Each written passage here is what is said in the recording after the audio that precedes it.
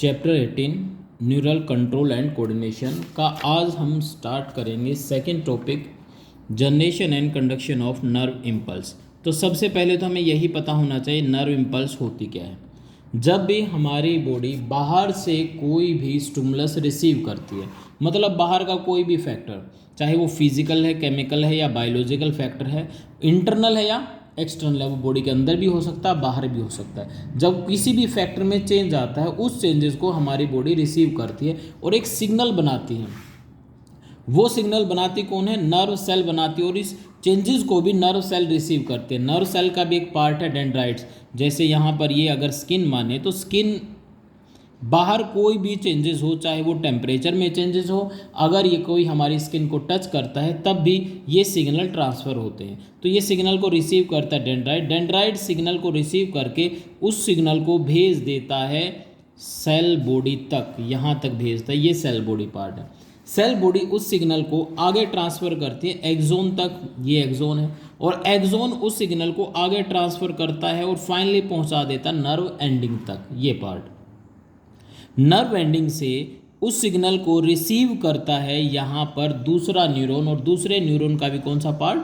Dendrite parts उसको receive करता है। और वैसे ही सेम प्रोसेस सेल बॉडी, और सेल बॉडी से एक्सोन, एक्सोन से वो भी अपनी नर्व एंडिंग तक उसको ट्रांसफ़र करता है। तो ऐसे वो सिग्नल जो स्टिमुलस हमें मिला है वो किसी सिग्नल की फॉर्म में ट्रांसफ़र होता है। अब क्वेश्चन आता है वो सिग्नल किस फॉर्म में ट्रांसफ़र होता है? फिजिकल, केमिकल या बायोलॉजिकल फॉर्म में। जैसे यहाँ पर सिग्नल बना तो डेंड्राइट में जो सिग्नल बनता है वो इलेक्ट्रिकल फॉर्म में बनता है। इलेक्ट्रिकल फॉर्म से होता हुआ सेल बॉडी तक आता है। सेल बॉडी से एक्सोन में भी वो सिग्नल इलेक्ट्रिसिटी यानी इलेक्ट्रिक करंट के फॉर्म में जाता है। उसके बाद वो सिग्नल आता है नर्व एंडिंग में। लेकिन यहाँ पर देखा जाए नर्व एंडिंग एक न्यूरॉन की और दूसरे न्यूरॉन का डेंड्राइट्स, इनके बीच में गैप है, और इस गैप होने की वजह से इलेक्ट्रिकल सिग्नल आगे ट्रांसफ़र नहीं हो पाता। तो यहाँ पर आने के बाद इस पार्ट को नाम देते हैं साइनेप्स, और साइनेप्स पर वो सिग्नल केमिकल सिग्नल में कन्वर्ट हो जाता है। इसका मतलब जो इम्पल्स है वो इलेक्ट्रोकेमिकल हुई। यहाँ पर इलेक्ट्रिसिटी आई और यहाँ पर केमिकल। तो डेफिनेशन क्या बनेगी? केमिकल या nerve impulse are the electrochemical signal that are produce by any physical, biological, chemical या external or internal factor by the dendrites of the nerve cell। तो अब इसकी डेफिनेशन देखते हैं। Nerve impulse it is a physicochemical electrical changes in the membrane. Membrane में जो physical, chemical या electrical changes आते हैं of nerve fibre that are produced by stimulus. Stimulus means any external or internal factor at the one end, किसी भी एक and पर, और एक एंड कौन सा हुआ? डेंड्राइट्स पर ज़्यादातर ये रिसीव करता है। Carried along the nerve fibre, और नर्व फाइबर से होते हुए, यहाँ से एक्सोन से होते हुए टू इट्स टर्मिनेशन, और टर्मिनेशन होता है लास्ट का पॉइंट, ये नर्व एंडिंग तक जाते हैं without any change in its amplitude. उसकी वैल्यू में, उसके एम्पलीट्यूड में कोई भी चेंज नहीं आता। जितना यहाँ पर रिसीव किया था उतना ही स्टिमुलस नीचे जाता है। हमारी जो नर्व सेल है उसकी भी दो इंपॉर्टेंट प्रॉपर्टी है। पहली प्रॉपर्टी है इलेक्ट्रिकल एक्साइटेबिलिटी। इसका मतलब होता है जैसे ही हमारी नर्व सेल स्टिमुलस को रिसीव करती है तो वो इलेक्ट्रिकल इम्पल्स बनाती है अपनी सेल मेम्ब्रेन के अक्रॉस। यहाँ पर ये सेल मेम्ब्रेन है, ये डेंड्राइट्स की सेल मेम्ब्रेन और एक्सोन की सेल मेम्ब्रेन है। एक्सोन की सेल मेम्ब्रेन के अक्रॉस पोटेंशियल डिफरेंस में चार्जेस का एक डिफरेंस बनाते हैं, जिसकी वजह से इलेक्ट्रिक इम्पल्स प्रोड्यूस होता है। पहला तो ये कि जब भी नर्व सेल स्टिमुलस को रिसीव करेगी, रिसीव करने के बाद वो इलेक्ट्रिक इम्पल्स बनाती है by changing the potential difference. दूसरा क्या है? जो इम्पल्स बनेगा उस इम्पल्स को आगे ट्रांसफ़र भी करती है। जो इलेक्ट्रिकल इम्पल्स बनेगा, जो इलेक्ट्रिकल चेंजेस बनेगा, छोटा सा एग्जांपल लेते हैं। वैसे नॉर्मली क्या होता है, अंदर की तरफ नेगेटिव चार्ज होता है। यहाँ पर इधर देख लें, ये हमारा एक्सोन है। एक्सोन के इंटरनल मेम्ब्रेन में यहाँ पे नेगेटिव चार्ज होता है और बाहर होता है पॉजिटिव चार्ज। इसको पॉइंट ए मान ले, इतने पार्ट को, ये साइट ए हुई।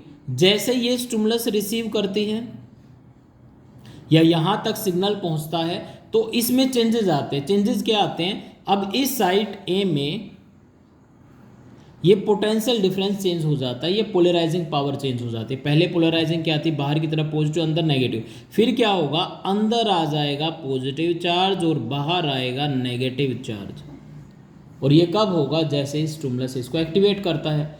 अब नेक्स्ट में ये साइट हुई बी, इस साइट में भी कैसा था, अंदर था नेगेटिव और बाहर था पॉजिटिव चार्ज। जैसे यहाँ पर चेंजेस आए, ये चेंज आगे साइट बी को एक्साइट करेंगे इधर से, और साइट बी में भी चेंजेस आएंगे। अंदर जो चार्ज है पहले कौन सा नेगेटिव था, अब यहाँ पर पॉजिटिव आना शुरू हो जाएगा और बाहर की तरफ बनेगा नेगेटिव। जैसे ये स्टिमुलस आगे ट्रांसफ़र हुआ, अब ये जो पीछे वाली साइड थी ए और ये साइड बी, ए साइड दोबारा अपने ओरिजिनल फेज में आ जाएगी जैसे पहले था, मतलब बाहर की तरफ पॉजिटिव और अंदर की तरफ नेगेटिव। वैसे बी क्या करेगी, बी इस स्टिमुलस को आगे ट्रांसफ़र कर देगी सी तक। तो सी में पहले कौन सा है, अंदर की तरफ नेगेटिव है और बाहर की तरफ चार्जेस है पॉजिटिव। और जैसे स्टिमुलस सी तक पहुंचा तो सी में भी चेंजेस आएंगे, सी में भी अंदर की तरफ पॉजिटिव बन जाएगा और बाहर की तरफ नेगेटिव बन जाएगा। तो ऐसे ये जो केमिकल सिग्नल है वो साइट ए से बी पर, बी से सी पर और सी से डी पर, ऐसे करते करते वो पहुंच जाता है नर्व एंडिंग तक। अब प्रॉब्लम आती है नर्व एंडिंग के बाद जो गैप बनना है, उस गैप में से चार्जेस यानी इलेक्ट्रिक इम्पल्स सप्लाई नहीं हो सकती, तो वहाँ पे जो सिग्नल है वो केमिकल की फॉर्म में जाता है, इसलिए इसको नाम दिया इलेक्ट्रोकेमिकल सिग्नल। अब ये देखिए दो प्रॉपर्टी। पहली प्रॉपर्टी क्या है, जो नर्व सेल है वो स्टिमुलस रिसीव करके इम्पल्स जनरेट कर सकती है। दूसरा, वो उन इम्पल्स को पोटेंशियल डिफरेंस चेंजेस के जरिए अगले पार्ट तक भेज सकती है, across the axon up to the nerve ending तक।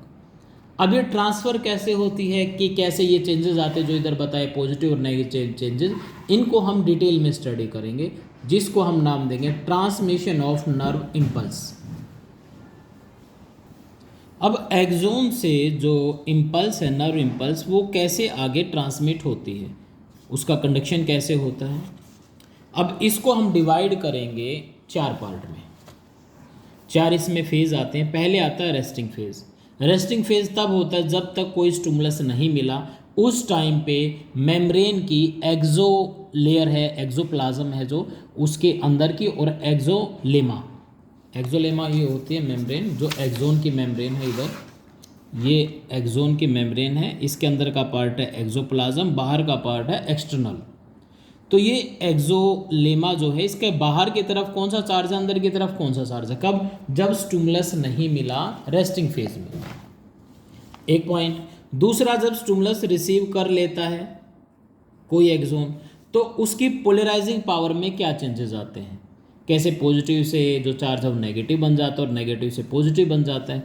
तीसरा, रीपोलराइजेशन, दोबारा से चार्ज का नॉर्मल होना, जो पहले चार्ज था जैसा था पहले चार्ज वैसा हो जाना, और फिर आयन की कंसंट्रेशन में चेंज आना। तो हम इसको 4 पार्ट में स्टडी करेंगे। चारों नाम याद रखना, रेस्टिंग फेज है, पोलराइजिंग फेज है, डीपोलराइजिंग फेज है यानी कि एक्शन पोटेंशियल है, फिर रीपोलराइजिंग फेज है और उसकी में से चार्जेस को दोबारा से पहले की तरह रीपोलराइज करना। इसमें है आयन को दोबारा रीसेट करना, चार्जेस में चेंज नहीं आएगा पर आयन में चेंजेस आएगा, पॉजिटिव सोडियम है या पोटासियम है।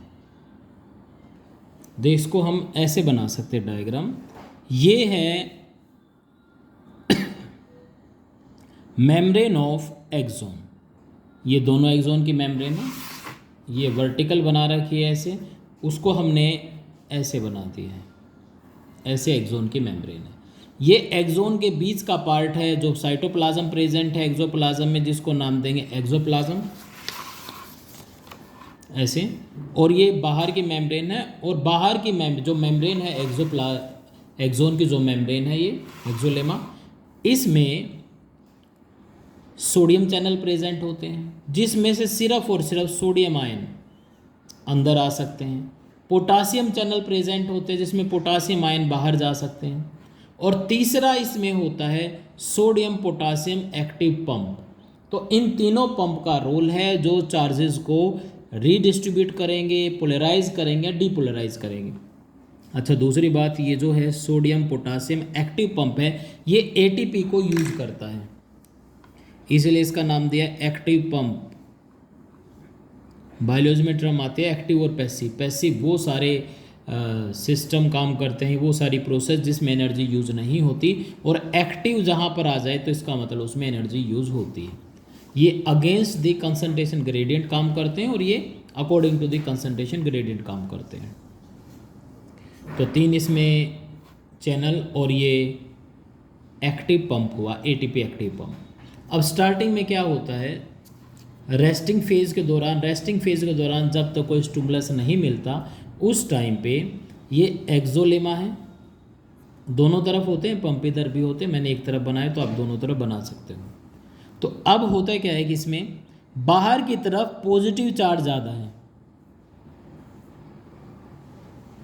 देखिए बाहर की तरफ पॉजिटिव चार्ज ज़्यादा है और अंदर की तरफ नेगेटिव चार्जेस ज़्यादा है। ये इधर देखिए, वैसे ही ये भी लेयर है सेम, इसमें जो आयनिक कंसंट्रेशन सेम होती है। यहाँ पर भी देखिए ये इतना पार्ट एक्सोप्लाज्म हुआ, एक्सोप्लाज्म में इधर, एक मिनट ये थोड़ी सी मिस्टेक हो गई, यहाँ पर भी नेगेटिव चार्ज आएंगे, नेगेटिव, और बाहर आएंगे पॉजिटिव चार्ज। सेम कंसंट्रेशन मिलेगी दोनों साइड मेम्ब्रेन के, यस। लेकिन अब कुछ और बातें भी याद रखें, जैसे बाहर की तरफ ना पॉजिटिव चार्ज ज़्यादा है और नेगेटिव कम है, अंदर की तरफ नेगेटिव ज़्यादा है पॉजिटिव कम है।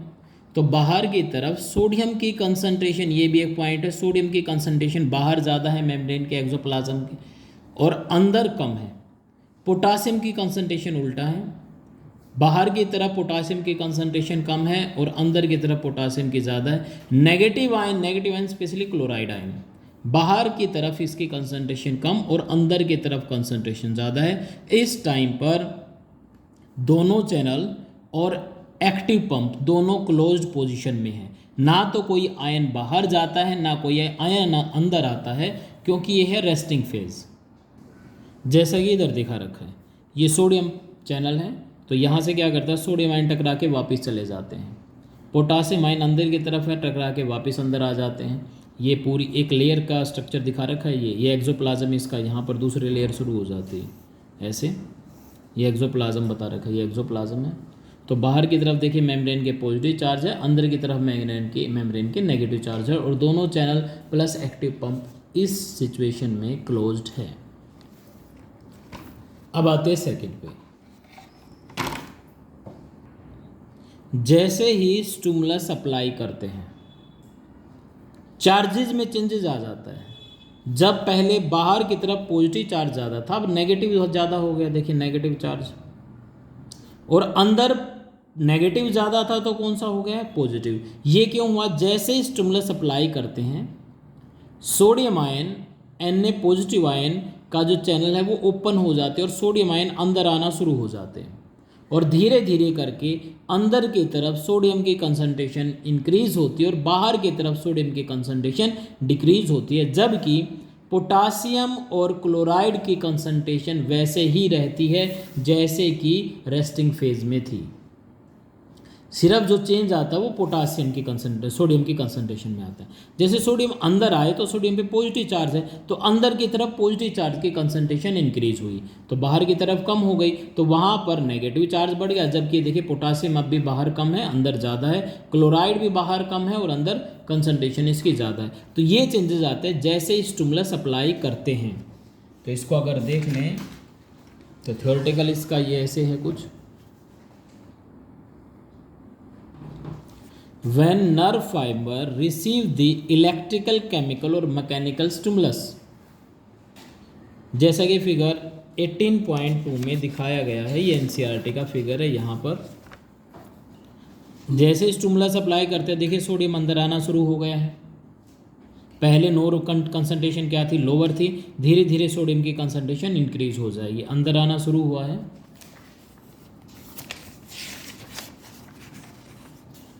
पॉइंट ए पर potential across its membrane get reversed at the point of excitability, यानी पॉइंट ए पर जो भी पोटेंशियल है वो अपोजिट हो जाएगा। During the action potential sodium ion move inside the axoplasm down the gradient and lowering the potential difference. जैसे sodium ion अंदर आएंगे तो पोटेंशियल डिफरेंस कम हो जाएगा। जो नर्व सेल है उसमें स्पेशल चैनल प्रेजेंट होते हैं, बता दिए। वोल्टेज गेटेड चैनल प्रेजेंट होते हैं सोडियम पोटासियम के लिए, अलग अलग होते हैं। सोडियम अलग चैनल से आता है और पोटासियम अलग चैनल से आता है। और एक यहाँ पर भी देख सकते हो, जैसे ही एक्शन पोटेंशियल शुरू हुआ, डीपोलराइजिंग शुरू हुआ, तो सोडियम चैनल ओपन हो गए हैं और सोडियम आयन अंदर आने शुरू हो गए हैं। पोटासियम अभी क्लोज है, तो अंदर की तरफ धीरे धीरे पॉजिटिव चार्ज इंक्रीज होगा, पहले अंदर की तरफ नेगेटिव चार्ज था। तो ये चेंजेस आते हैं। उसके बाद तो डीपोलराइजिंग में activation of gate of sodium channel open and potassium channel remain closed, sodium move into the axon. जैसे जैसे सोडियम आयन इंक्रीज होते हैं अंदर की तरफ, वो पोलराइजिंग को डीपोलराइजिंग स्टेट में ले जाते हैं। Nerve membrane so that the nerve fibre content become electropositive with respect to the extracellular. तो इसका मतलब अंदर की तरफ पॉजिटिव चार्ज आ जाता है और बाहर की तरफ आ जाता है नेगेटिव चार्ज। तो ये देखिए, ये वो फेज है, ये साइट ए है इधर, और ये साइट बी और सी, मान लें इसको, ये बी और ये सी। अभी इनमें कोई चेंज नहीं आया। यहाँ पर स्टिमुलस सप्लाई हुआ था तो सोडियम आयन अंदर आना शुरू हो गए, अंदर की तरफ पॉजिटिव और बाहर की तरफ नेगेटिव चार्ज हुआ। इस पार्ट को ही, ये पोलैरिटी में जो चेंज आया है, polarity of membrane at site A is reversed and it get depolarise. Electrical potential difference membrane A में जो बनता है उसको नाम देते हैं action potential, which is also called nerve impulse. अब साइट ए पर एक्सोन मेम्ब्रेन, बता दिया बार बार कि ये पॉजिटिवली चार्ज है बाहर सरफेस पे और अंदर की सरफेस पे नेगेटिवली चार्ज है। जो करंट है अब फ्लो करेगा साइट ए से बी पर। जैसे ये चेंजेस आएंगे, ये चेंजेस आगे जाके एक्साइट करेंगे बी साइड को। बी साइड का भी रेस्टिंग फेज है, पर जैसे ये स्टिमुलस आगे पहुंचेगा, यहाँ पर चेंजेस आएंगे, तो बी साइड के भी सोडियम चैनल ओपन हो जाएंगे और सोडियम आयन अंदर आना शुरू हो जाएंगे। ये कुछ ऐसे, ये साइट ए की डीपोलराइजिंग स्टेट है। जैसे डीपोलराइजिंग स्टेट कंप्लीट होगी तो स्टिमुलस आगे साइट बी पर जाएगा, करंट आगे साइड बी पर जाएगा। जैसे साइड बी पर जाएगा तो बी साइड की भी जो सोडियम चैनल है वो ओपन होकर सोडियम आयन अंदर आना शुरू हो जाएंगे। तो ये हमारा सेकंड था एक्शन पोटेंशियल, और ये आपका इधर लिखा है सारा एनसीईआरटी में, ऐसा ही इधर से रीड कर सकते हो। When this stimulus is applied, जब साइट ए पे अप्लाई किया जाता है पोलराइज मेम्ब्रेन पे, मेम्ब्रेन जो ए साइट पर है वो फ्रीली परमेबल हो जाती है सोडियम के लिए, मीन सोडियम अंदर आना शुरू हो जाता है, जिसकी वजह से influx of sodium ion, sodium अंदर आते हैं by the reversal of polarity at that side, और उस साइड की पोलैरिटी को उल्टा कर देते हैं। आउटर सरफेस जो है वो नेगेटिवली चार्ज हो जाता है और इनर सरफेस है वो पॉजिटिवली चार्ज हो जाता है। And polarity of the membrane at the site A is reversed and this is called the depolarise and this is called the action potential. और जो एक्शन पोटेंशियल बनता है इसी को नाम देते हैं nerve impulse. At site immediately ahead the axon, यानी साइट बी पर मेम्ब्रेन के बाहर अब भी पॉजिटिव चार्ज है और अंदर नेगेटिव चार्ज है, और जैसे करंट फ्लो करता है इनर सरफेस पे, कहाँ से, ए से बी पर, तो आउटर सरफेस करंट फ्लो करता है और बी से ए पर to complete the circuit, and this polarity of the site is reversed, action potential is generated at site B. उसके बाद जब करंट जाता, साइकिल पूरी होती है, तो बी साइड पर भी चेंजेस आने शुरू हो जाते हैं, वहाँ पर भी एक्शन पोटेंशियल डेवलप होना शुरू हो जाता है। तो बी साइड भी फिर ऐसे ही काम करेगी, और ऐसे वो लिखा है आगे कि ऐसे ही चलता रहे तो नर्व इम्पल्स को कंडक्ट करते रहेंगे। This rise in this stimulus induce permeability of sodium, sodium की परमेबिलिटी थोड़े टाइम के लिए होती है। उसके बाद अगला फेज शुरू हो जाता है रिस्टोरेशन ऑफ चार्जेस, यहाँ से सेकंड थर्ड फेज आ जाता है। अब थर्ड फेज में क्या है, अब हम सिर्फ साइट ए पर रहेंगे, बी के चेंजेस को स्टडी नहीं करेंगे। अब साइट ए पे क्या चेंज आए, पहले चार्ज क्या था देखिए इधर, पहले बाहर पॉजिटिव था अंदर नेगेटिव था, अब क्या हो गया अंदर पॉजिटिव और बाहर नेगेटिव, वो भी किसकी वजह से, जैसे जैसे सोडियम आयन सोडियम चैनल से अंदर एंटर करेंगे। अब थर्ड पार्ट में रीपोलराइजेशन फेज या रिस्टोरेशन ऑफ मेम्ब्रेन पोटेंशियल। इसमें क्या होगा कि सोडियम चैनल बंद हो जाएगी और एक्टिव पंप अब भी बंद है, बचे पोटाशियम पंप, पोटाशियम चैनल बचे, वो उसका गेट ओपन होगा और पोटाशियम आयन बाहर जाना शुरू हो जाएंगे। जैसे पोटाशियम आयन बाहर जाएंगे, पोटाशियम पे पॉजिटिव चार्ज है तो बाहर की तरफ पॉजिटिव चार्ज इंक्रीज होगा और दोबारा से एक ऐसी स्टेट आ जाएगी जिसमें अंदर की तरफ नेगेटिव चार्ज और बाहर की तरफ पॉजिटिव चार्ज होगा। पॉजिटिव चार्ज क्यों होगा, क्योंकि पोटाशियम आयन बाहर गए हैं। अब पहले जैसी स्टेट आ गई, देखिए ये रेस्टिंग फेज बना रखा है इधर, ये रेस्टिंग फेज है, देख ले दोनों को कंपेयर करें एक बार।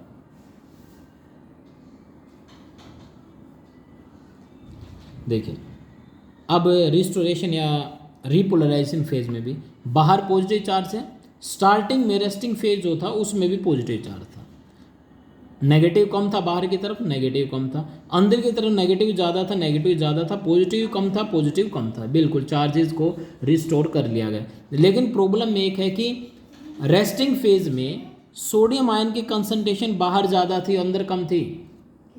लेकिन अब इस फेज में क्या हुआ है, सिर्फ पोटासियम बाहर गए हैं और इससे पहले में क्या था, सोडियम अंदर आए थे। चार्जेस तो मेंटेन हो गया लेकिन आयन की कंसंट्रेशन को रिस्टोर नहीं किया गया। यहाँ पर देखिए अभी पोटासियम आयन बाहर ज़्यादा कम है और अंदर ज़्यादा, इसमें उल्टा था, बाहर पोटासियम आयन ज़्यादा थे और अंदर कम थे।